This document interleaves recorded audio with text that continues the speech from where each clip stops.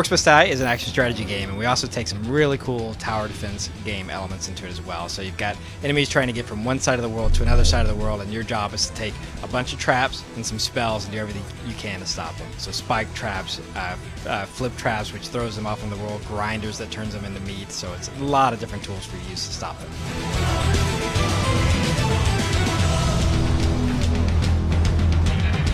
Primary weapon is a crossbow. That's kind of your bread and butter. You get to pick guys off from long range, you get to zoom in, you also get to stun them with kind of an alternate attack to hold them off for a while.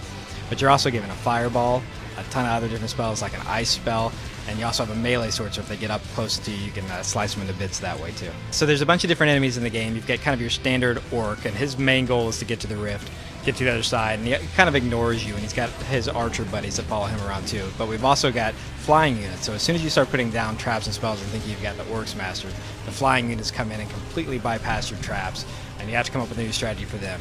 We've also got ogres, who are just kind of tanks that come into the world and are hard to kill. We've got hunters, whose main job is to come after you or your minions who've placed down in the world and come after you and kill you. So we're always throwing different ways at the player to try and stop you from getting your way.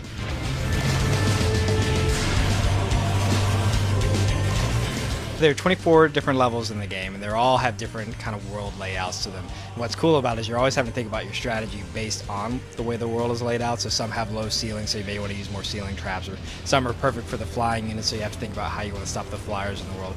But also the worlds have different things that you can do within them. So like some levels have chandeliers you can shoot down, and those will drop down on top of the enemy. Some levels have rolling logs that you can shoot. So the environment is really set up for you to stop the orcs. Every time you finish a level, you're given a new trap or reward. Those traps cost what we call coin. You earn coin by killing the different enemies. So the different ways you kill them, you start getting more and more coin.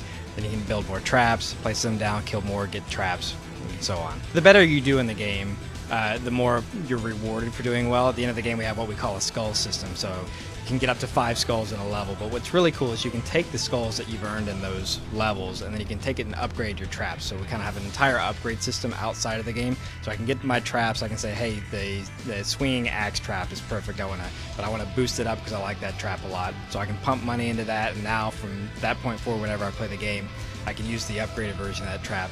What's cool is you start unlocking other levels in the game, like the nightmare mode. You can carry that over and use it in there and help take out the orcs that way.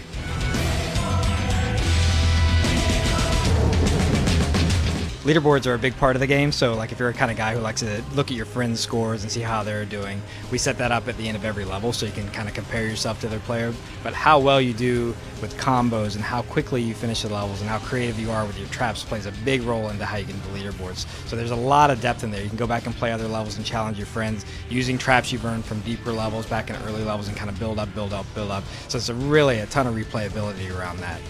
So it's Orcs Must Die from Robot Entertainment. The game's going to be coming out later this summer. It's going to be on Xbox Live Arcade and PC download.